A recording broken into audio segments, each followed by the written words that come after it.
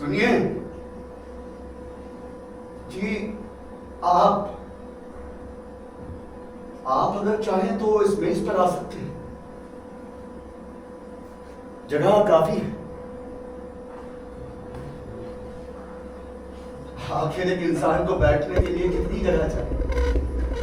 आइए आइए।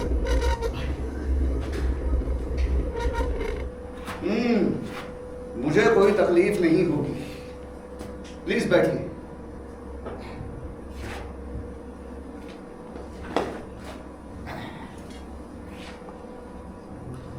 चीयर्स।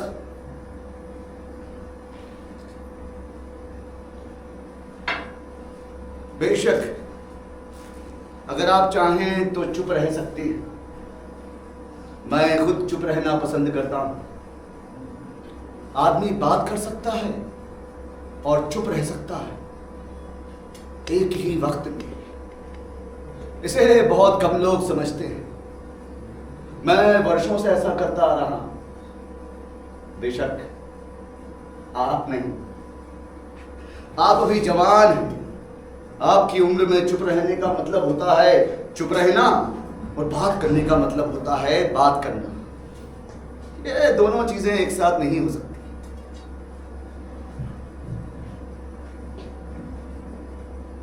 आप छोटे मकसद से भी रहे। लगता है अभी आपको लत नहीं पड़ी ना। मैं आपको देखते ही पहचान गया था कि आप इस जगह के नहीं। इस घड़ी यहां जो लोग आते हैं उन सबको मैं पहचानता हूं। वो सामने दिख रहे हैं आप, विक्टर, उसकी टोली कितनी खुश लग रही है ना। भाई हर बात पे हंसते हैं, हंसना भी चाहिए। जीवन है तो हंसी तो होनी ही चाहिए ना। और वो पीछे लिबर्ट, उसका गैंग रोजाना नए नए प्लान बनाते हैं। देखिए अभी भी कोई ना कोई प्लान बना रहे हैं। और ये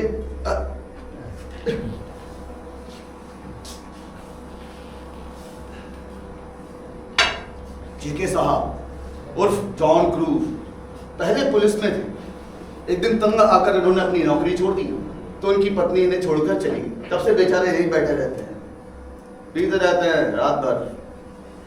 ये सब मुझे पहचान, लेकिन आप उनसे कोई बात नहीं कर सकते। नहीं, क्यों? अरे क्योंकि उन्होंने पहले से बहुत ज्यादा पी रखी होती है। वो यहाँ आते हैं अपनी आखिरी बियर के लिए, तो बाहर दूसरे सारे पब बंद हो जाते हैं, फिर वो कहीं जा भी नहीं सकते। ये वाला खुला रहता है, इसलिए यहाँ पे आते हैं। बहुत जल्दी खत्म हो जाते हैं वो लोग। यहाँ मेज पर, बाहर सड़क पर, चलते हुए ट्राम में। अरे कई बार तो मुझे अपने कंधों पे उन्हें उठाकर उनके घर पहुंचाना पड़ता है। बेशक वो अगले दिन मुझे पहचानते नहीं, कहते हैं Who are you? सर आपने मुझे पहचाना नहीं? मैं तो आपको हर रोज पब में मिला करता हूँ। कभी कभी आपको ज्यादा हो जाती है, कल रात भी आपको ज्यादा हो गई थी, तो मैं आपको आपके घर तक छोड़ने वाला। Excuse me, who are you? I don't know. You can go. Get out.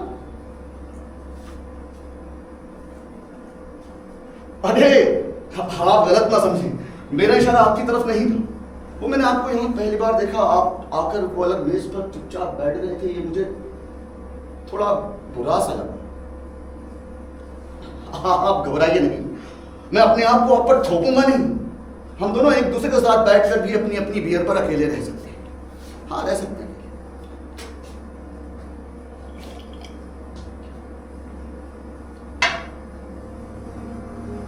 लेकिन मेरी उम्र में ये थोड़ा सा मुश्किल है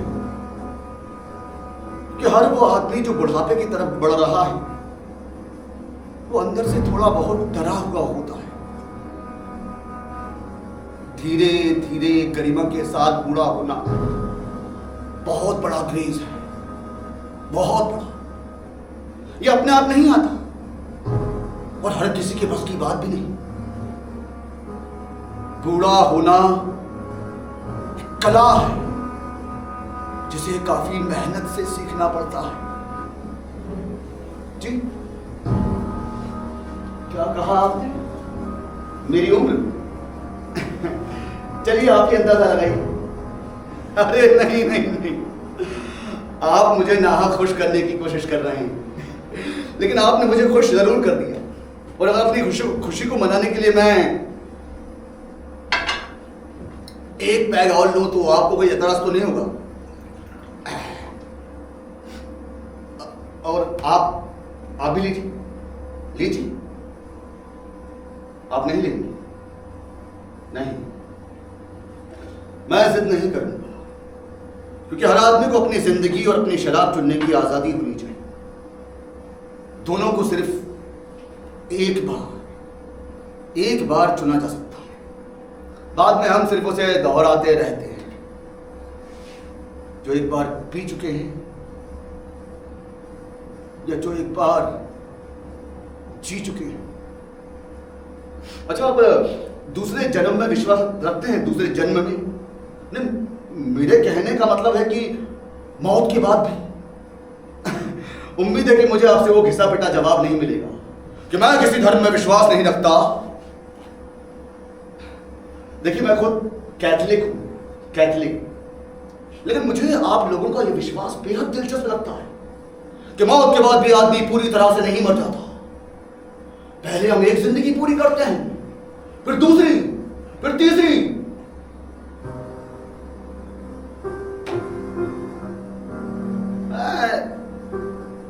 अक्सर रात के समय इस समस्या के बारे में सोचता हूं।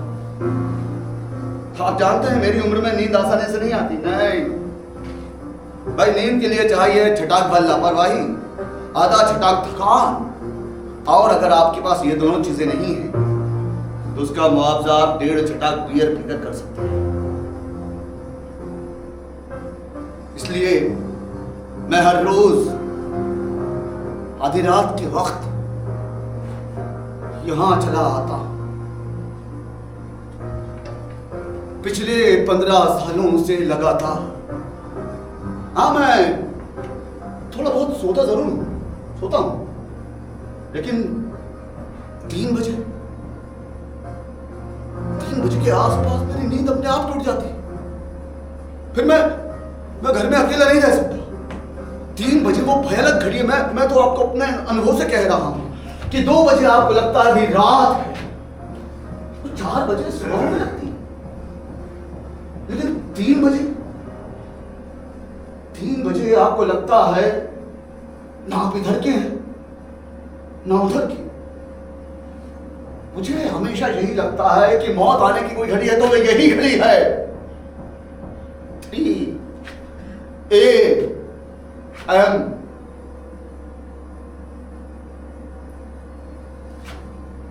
जी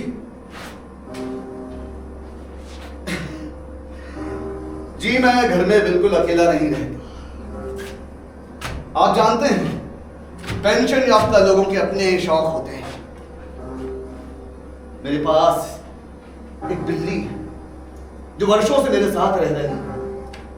अब जरा देखिए ना, मैं यहाँ बियर पीते हुए आपसे लंबी चौड़ी बातें कर रहा हूं और उधर वो बेचारी मेरे इंतजार में दरवाजे पे बैठी। आपके बारे में मुझे मालूम नहीं, लेकिन मुझे ये ख्याल काफी तसल्ली देता है कि कोई है जो मेरे इंतजार में बाहर सड़क पर आंखें लगाए बैठा है। मैं ऐसे लोगों की कल्पना भी नहीं कर सकता कि जिनका इंतजार कोई नहीं कर रहा हो या वो स्वयं किसी का इंतजार नहीं कर रही। जिस क्षण आप इंतजार करना छोड़ देते हैं उस क्षण आप जीना भी छोड़ देते हैं। बिल्लियां काफी देर तक और बहुत सब्र के साथ इंतजार कर सकती हैं। इस लिहाज से वो औरतों की तरह है, लेकिन सिर्फ इस लिहाज से ही नहीं, औरतों की तरह ही उनमें अपनी ओर खींचने और आकर्षित करने की असाधारण ताकत रहती है। डर और मोह दोनों ही। हम अकेले उन्हें देखकर कुछ बंधे लुटे से खड़े रहते हैं। जो डर आपको कुत्तों या दूसरे जानवरों से भी लगता होगा, लेकिन वो निचले दर्जे का डर। आप एक और किनारा करके चले जाते हैं, कुत्ता दूसरी ओर किनारा करके चले जाता है। उसे डर लगा रहता है कहीं आप उसके साथ बेईमानी न कर बैठें, और आप इसलिए सहमे रहते हैं कहीं वो आंख बचाकर आप पर चपट ना पड़े। लेकिन उस डर में कोई रहस्य, कोई रोमांच, कोई संभावना नहीं, जैसी कि अक्सर बिल्ली या सांपों को देखने से उत्पन्न होती है। यह बात सच है और ये मैं अपने अनुभव से कह रहा हूं कि बिल्लियों को औरतों की तरह ही आप आखिर तक सही नहीं पहचान सकते, फिर चाहे आप उनके साथ वर्षों से ही क्यों ना रह रहे। अरे इसलिए नहीं कि वो खुद जानबूझकर कोई चीज आपसे छिपा रहे, बल्कि स्वयं आप में ही इतना हौसला नहीं रहता कि आप उनके भीतर के अंदर तक लगे दरवाजों को खोल सकें। क्या आपको ये बात अजीब नहीं लगती कि ज्यादातर हमें वही चीज अपनी ओर आकर्षित करती हैं जिनमें थोड़ा बहुत आतंक छिपा रहता है। आप तो बुरा ना माने तो मैं एक बियर और लूंगा। कुछ देर में ये पब बंद हो जाएगा, फिर सारे शहर में सुबह तक एक शराब की बूंद भी दिखाई नहीं देगी। आप घबराइए नहीं, मैं अपने पीने की सीमा जानता हूं। आदमी को जमीन से करीब 1.5 इंच ऊपर उठ जाना चाहिए, उससे ज्यादा नहीं, वरना वो ऊपर उठता ही जाएगा, उठता ही जाएगा और फिर उस उड़ान का अंत होगा पुलिस स्टेशन में या किसी गंदी नाली में, जो कि ज्यादा दिलचस्प चीज नहीं। लेकिन कुछ लोग हैं जो डर के मारे अपने पैर जमीन में ही गाड़े रहते हैं। अब ऐसे लोगों के लिए पीना ना पीना एक बराबर है। क्यों पीते हो, काहे एहसान कर रहे हो भाई, उससे अच्छा मत ही पियो। जी हाँ, सही फासला है 1.5 इंच। इतनी चेतना अवश्य रहनी चाहिए कि आप अपनी चेतना को माचिस की तीली की तरह बुझते हुए देख सकें। जब लो उंगलियों के पास रखा है तो उसे छोड़ देना चाहिए।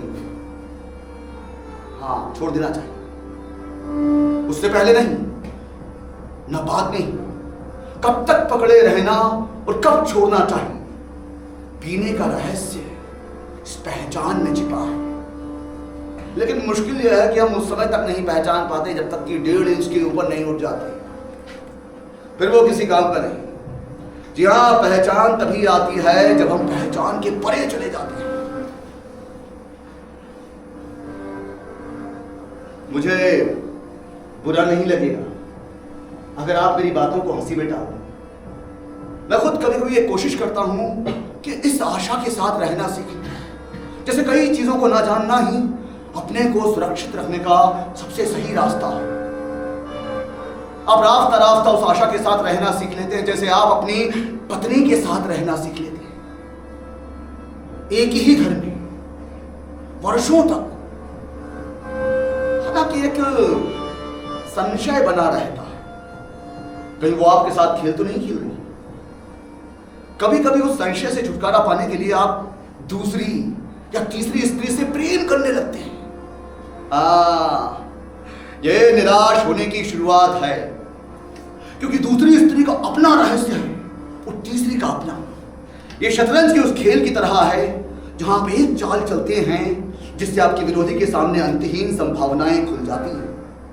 एक खेल हारने के बाद आप दूसरे खेल में जीतने की आशा रखने लगते हैं, किंतु आप ये भूल जाते हैं कि दूसरी बाजी की अपनी संभावनाएं पहली बाजी की ही तरह अंतहीन और रहस्यपूर्ण। इसलिए मैं कहता हूं, आप चाहे जिंदगी में कितनी ही औरतों के संपर्क में आए, असल में तो आपका संपर्क सिर्फ एक औरत के साथ ही होता है। जी, मैं आपको पहले ही बता चुका हूं कि मैं घर में अकेला रहता हूं। हाँ, वो अगर आप मेरी बिल्ली को छोड़ दें तो। जी, मैं शादीशुदा हूं, विवाहित, लेकिन मेरी पत्नी अब जीवित नहीं। ये मेरा अनुमान। आप कुछ हैरान से जी, मैं अनुमान इसलिए कह रहा हूं क्योंकि मैंने उसे मरते हुए देखा ही नहीं। जब आपने किसी को अपनी आंखों के सामने मरते नहीं देखा, अपने हाथों से दफनाया नहीं, जलाया नहीं, तब आप सिर्फ अनुमान लगा सकते हैं कि वो जीवित नहीं। शायद आप मेरी बात को सुनकर हंसेंगे, लेकिन मुझे लगता है कि जब तक आप अपने परिचित को अपने सामने मरते हुए ना देख लें, एक धुंधली सी आशा बनी रहती है कि वो जीवित है। आप दरवाजा खोलेंगे, वो रसोई से भागकर टोले साथ होते हुए आपके सामने खड़ी हो जाएगी।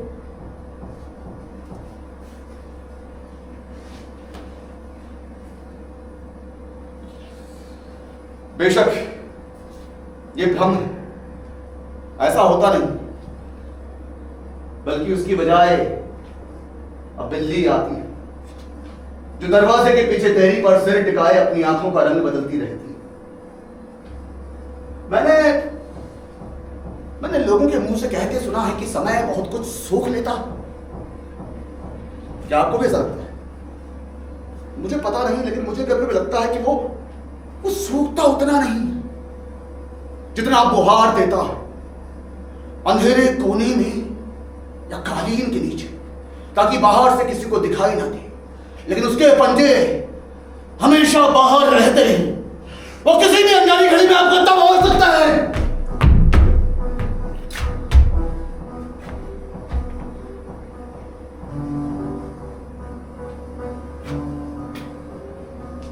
शायद मैं भटक रहा हूं, मैं भटक गया हूं।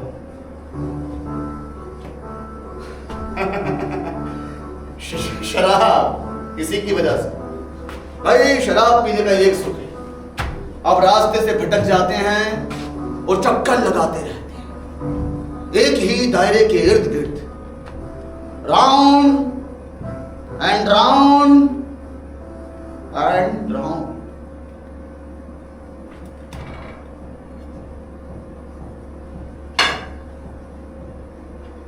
अच्छा, बच्चों का खेल जानते हैं? जब सारे बच्चे एक दायरा बनाकर बैठ जाते हैं, उनमें से एक बच्चा रुमाल लेकर उनके चारों तरफ ऐसे चक्कर काटता है, गोल गोल गोल गोल गोल गोल। आपके देश में भी खेला जाता है वो खेल? वाह, देखिए हम चाहे दिखने में कितनी ही अलग क्यों ना हो, भाई बच्चों के खेल तो हर जगह एक जैसे ही होते हैं। उन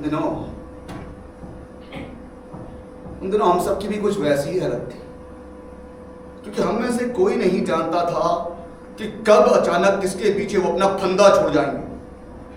हम में से हर एक आदमी एक भयभीत बच्चे की तरह बार बार पीछे मुड़ मुड़ कर देख रहा था, कहीं बोलो उसके पीछे तो नहीं।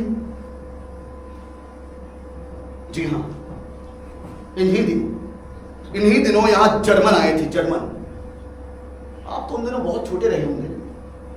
हाँ, मेरी उम्र भी ज्यादा नहीं थी। हालांकि लड़ाई के कारण सुबह से शाम तक काम में जुटना पड़ता था।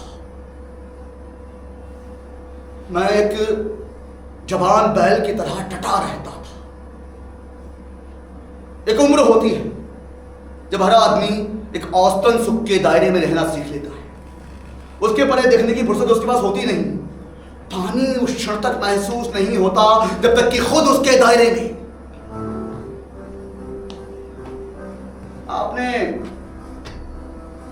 आपने अक्सर देखा होगा जिसे हम सुख कहते हैं, वो एक खास लम्हे की चीज होती है। यूं तो अपने आप में बहुत ठोस है, लेकिन उस लम्हे के गुजर जाने के बाद वो बहुत फीका और कुछ हैंगओवर सा धुंधला लगता है ना। लेकिन जिसे हम दुख, यातना या तकलीफ कहते हैं, उसका कोई खास मौका नहीं आता। मेरा कहने का मतलब है कि वो हूबहू दुर्घटना के वक्त महसूस ही नहीं होती। ऐन दुर्घटना के वक्त आदमी बदहवास सा हो जाता है। उससे पैदा होने वाली यातना के लिए कोई बना बनाया फ्रेम नहीं ढूंढ पाता जिसमें वो उसे अपने आप को सही फिट कर सके।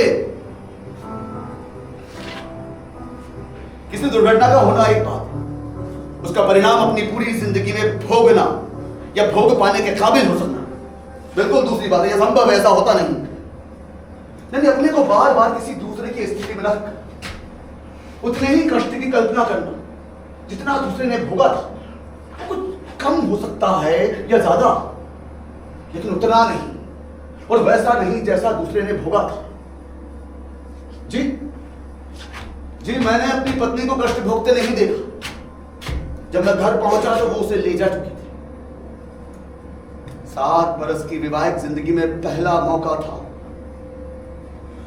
जब मैं अपने खाली घर में घुसा था। नहीं, बिल्ली उन दिनों मेरे साथ नहीं थी। मैंने उसे काफी वर्षों बाद पालना शुरू किया था। हालांकि दूसरे घरों में पड़ोसी अपने अपनी खिड़कियों से झांक झांक कर मुझे देख रहे थे।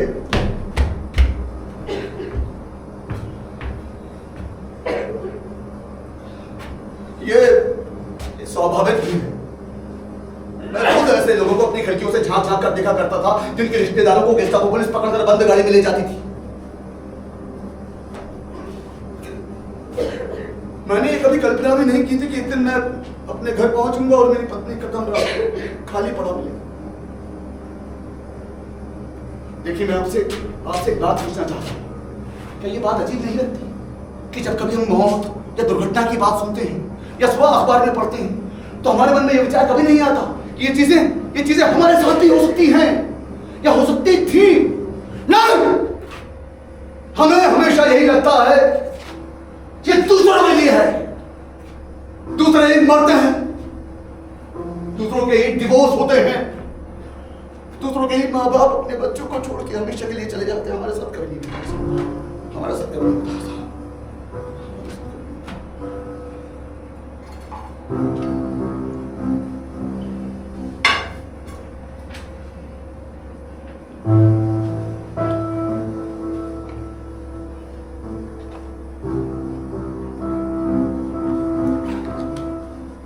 मुझे खुशी है कि आप एक और बियर ले रहे हैं। आखिर खाली गिलास के सामने आप सारी रात थोड़ी ना बैठ सकते। जी, क्या कहा? मुझे पता था कि आप ये सवाल जरूर पूछेंगे। अगर आप नहीं पूछते तो शायद मुझे आश्चर्य होता। जी नहीं, शुरू में मैं खुद नहीं समझ पाया। मैंने आपसे कहा था ना कि ऐन दुर्घटना के वक्त आदमी बदहवास सा हो जाता है। उससे पैदा होने वाली यात्रा का अनुमान भी नहीं लगा सकता। मेरी पत्नी की चीजें चारों तरफ बिखरी पड़ी, कपड़े, किताबें, मुद्दत पुराने अखबार, अलमारी और मेजों के दराज खुले पड़े थे और उनमें से हर छोटी बड़ी चीज फर्श पर औंधी सीधी पड़ी थी।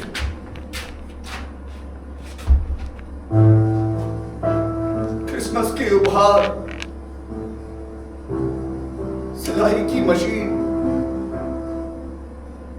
पुराने फोटो एल्बम।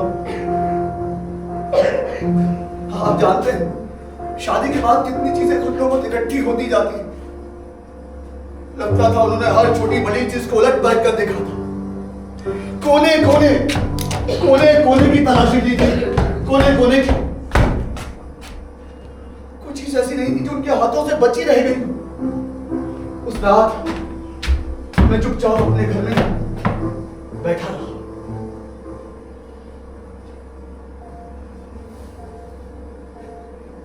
मेरी पत्नी का बिस्तर खाली पड़ा था। तकिए के नीचे उसका रुमाल, माचिस और सिगरेट का पैकेट रखा था। वो सोने से पहले हमेशा सिगरेट पिया करती थी। शुरू में मुझे उसकी आदत आती थी कि क्या यार तुम ये सिगरेट पीती हो, गंदी आदत, छोड़ो इसे। लेकिन धीरे धीरे मैं उसका आदी हो गया था। पलंग के पास तिपाही पर उसकी किताब रखी थी। ये किताब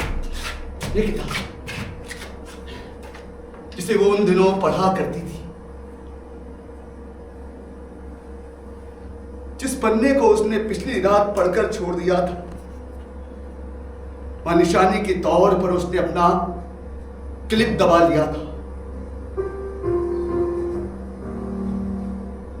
क्लिप पर उसके बालों की गंध जुड़ी थी।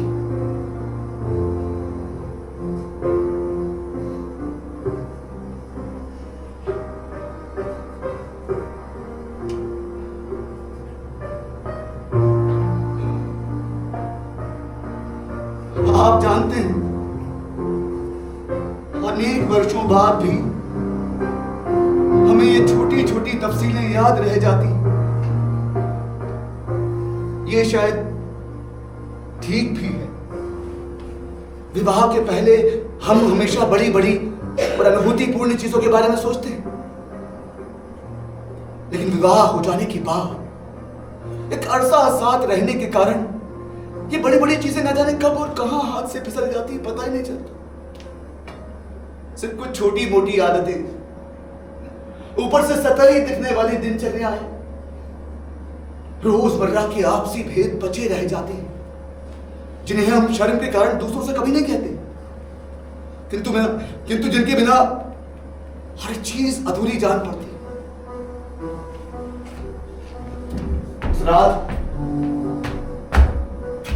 मैं कमरे में अपनी पत्नी की चीजों के बीच अकेला बैठा रहा। उस घड़ी शायद मैं अपने आप में नहीं था, मुझे कुछ भी समझ नहीं आ रहा था। वो अपने कमरे में नहीं थी, ये महज एक हकीकत थी। मैं उसे समझ सकता था, किंतु वो उसे पकड़ कर ले गए थे। ये भयानक भेद मेरी पकड़ के बाहर था। मेरी पत्नी क्यों, मेरी पत्नी क्यों?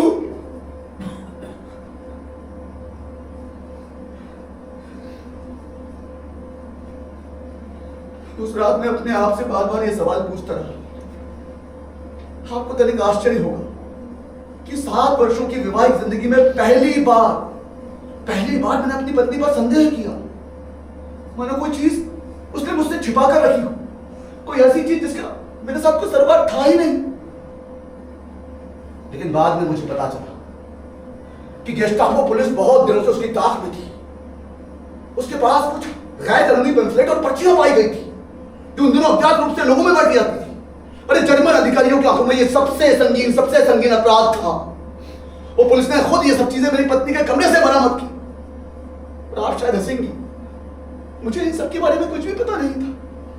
अरे उस रात से पहले मैं और वो इसी कमरे में सोते थे, इसी कमरे में प्रेम करते थे, और इसी कमरे में कुछ ऐसी चीजें थी जो उसका रहस्य थी, जिसके साथ मेरा कोई सरोकार था ही नहीं। क्या आपको ये बात अजीब नहीं लगती कि मुझसे ज्यादा मेरी पत्नी को वो पुलिस वाले जानते थे? वो पुलिस वाले जानते थे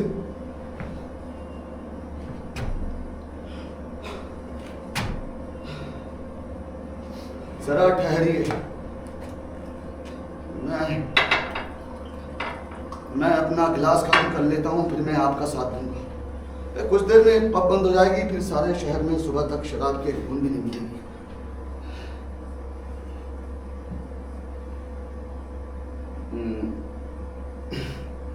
इतनी जल्दी नहीं, भाई पीने का लुत्फ ना इत्मीनान से पीने में। हमारी भाषा में एक कहावत है कि हमें जी भरकर पीना चाहिए, जी भरकर। क्यों? क्योंकि 100 बरस बाद हम इस दुनिया में नहीं होंगे। 100 बरस काफी लंबा अरसा है। क्या आपको लगता है इतने अरसे तक हम में से कोई भी जिंदा रह सकेगा?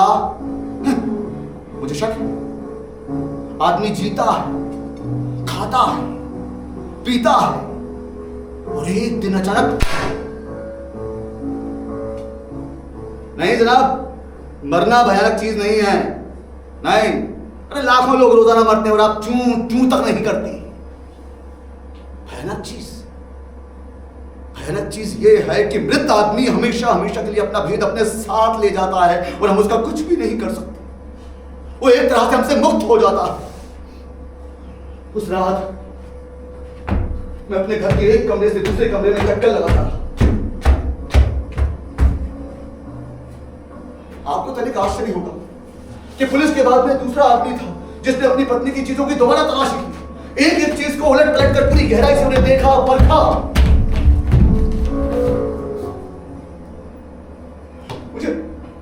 मुझे विश्वास नहीं होता था कि वो अपने पीछे मेरे लिए एक भी ऐसा सुराग नहीं छोड़ जाएगी जिसकी मदद से मैं कोई ऐसी चीज पा सकूंगा जिसके साथ मेरा भी कुछ साझा रहा हो।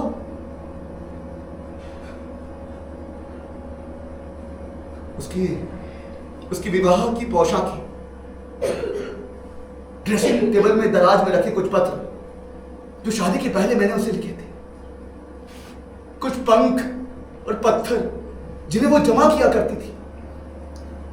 7 वर्षों की वैवाहिक जिंदगी के बाद मैं उस रात अपनी पत्नी की चीजों को कुछ इस तरह टटोल रहा था जैसे मैं उसका पति ना होकर कोई भेदिया पुलिस का पेशेवर नौकर। मुझे रह रहकर विश्वास नहीं होता था कि अब वो उनके हाथों से बच नहीं सकेगी, ये मैं जानता था। अरे वो जिन भी लोगों को अपने साथ पकड़ कर ले जाते थे उनमें से मैंने एक को भी वापस लौटते नहीं देखा। किंतु उस रात मुझे इस चीज ने इतना भयभीत नहीं किया कि मौत उसके बहुत नजदीक है, जितना इस चीज ने कि मैं अब उसके बारे में पूरा सब कभी जान ही नहीं सकूंगा। मौत हमेशा हमेशा के लिए उसके भेद पर अपना ताला लगा देगी और वो अपने पीछे मेरे लिए एक भी ऐसा सुराग नहीं छोड़ जाएगी जिसकी मदद से मैं उस ताले को खोल सकूंगा। उसकी मदद से मैं उस ताले को खोल सकूंगा।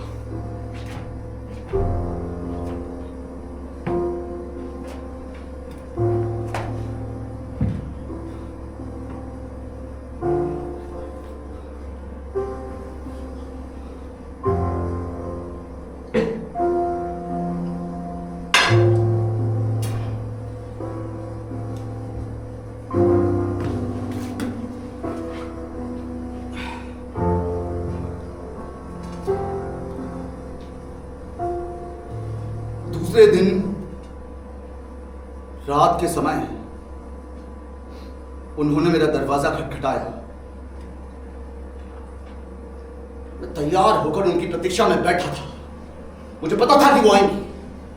अगर मेरी पत्नी उनके सामने सब कुछ कबूल कर लेती तो शायद उन्हें मेरी जरूरत ही नहीं पड़ती। लेकिन मैं जानता था मेरी पत्नी अपने मुंह से एक भी शब्द नहीं निकालेगी। हाँ, मैं उसके रहस्य से अपरिचित रहा हूं, लेकिन उसकी आदतों से अच्छी तरह वाकिफ था। वो चुप रहना जानती थी, चाहे यात्रा कितनी ही कठिन क्यों ना हो। नहीं जनाब, मैंने अपनी आंखों से उसकी यातना को नहीं देखा, किंतु मैं थोड़ा बहुत अनुमान दिला सकता हूं। उन्होंने जो मुझसे पूछा वो बिल्कुल साफ था। Are you husband Mrs Saluja? मैं सिर्फ उनके सवाल का जवाब यस हाँ मैं दे सका।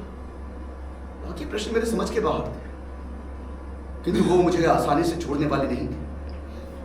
उन्होंने मेरी इस बात को हंसी में उड़ा दिया जब मैंने कहा कि sir I don't know about my wife activities, I don't know. वो समझते थे मैं अपनी खाल बचाने के लिए कन्नी काट रहा हूं। वो मुझे एक अलग सेल में ले गए। पूरे हफ्ते दिन रात मुझसे सिर्फ एक ही तरह के प्रश्न अलग अलग ढंग से पूछते रहे। What do you know about your wife? Sir, I don't know, sir. I don't. How did she meet? I don't know, sir. I'm a common man. Ah! Please, sir, please leave me. Please leave me. Please, sir, leave me. Leave me, sir, please. I don't know about your wife. Please leave me.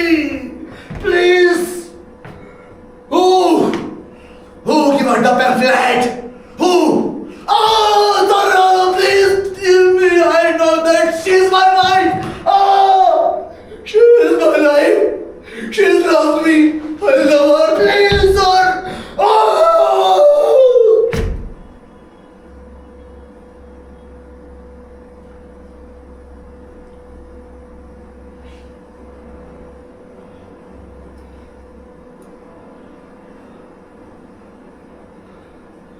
मुझे तो वो जिस भी तरह का उत्तर खींचने के लिए मेरे साथ जो भी तरीके अपनाते थे, मैं उसके बारे में आपको कुछ भी नहीं बतला सकता। मैं चाहे कितनी ही तफसील के साथ आपको क्यों न मतलब आप उसका रत्ती भर भी अनुमान नहीं लगा सकते। तो मुझे उस समय तक पीटते थे जब तक कि मैं अपनी चेतना नहीं खो देता था, किंतु उनमें असीम धैर्य था। वो क्षण तक प्रतीक्षा करते थे जब तक कि मेरी चेतना वापस नहीं लौट आती थी। वही सिलसिला शुरू हो जाता, वही पुराने सवाल और अंतहीन यातनाएं। उन्हें मुझ पर विश्वास नहीं होता था। मैं जो अपनी पत्नी के साथ अनेक वर्षों तक एक ही घर में रह रहा हूं, उसकी गुप्त कार्यवाही के बारे में कुछ भी नहीं जानता। वो समझते थे मैं उन्हें बेवकूफ बना रहा, उनकी आंखों में धूम झोंकने की कोशिश कर रहा। नहीं जनाब, वो मुझे पीटते थे, मुझे इसकी यातना नहीं थी। और मेरी यातना यह थी कि मेरे पास उनके प्रश्नों के जवाब देने के लिए कुछ था ही नहीं। कहने के लिए मेरे पास कुछ अति साधारण घरेलू बातें थी जो शायद हर स्त्री अपने पति के साथ करती है। मैं कल्पना भी नहीं कर सकता था कि रोजमर्रा दैनिक जिंदगी के साथ साथ वो एक दूसरी जिंदगी भी जी रही थी, मुझसे अलग, मुझसे बाहर, मुझसे अछूती एक जिंदगी जिसका मेरे साथ कोई साझा नहीं था। क्या आपको ये बात अजीब नहीं लगती? अगर मुझे अपनी पत्नी का भेद मालूम होता तो क्या मैं चुप रहने का हौसला बटोर सकता था?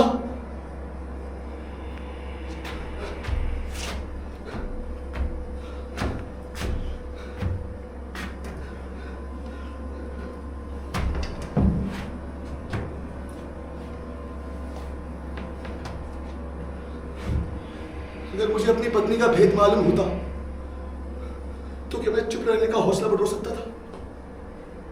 जरा सोचिए, मेरी यंत्रणा कितनी अधिक बढ़ जाती अगर मेरे सामने कबूल करने का रास्ता खुलो। अब मजबूरी में बड़ी से बड़ी यातना सह सकते हैं।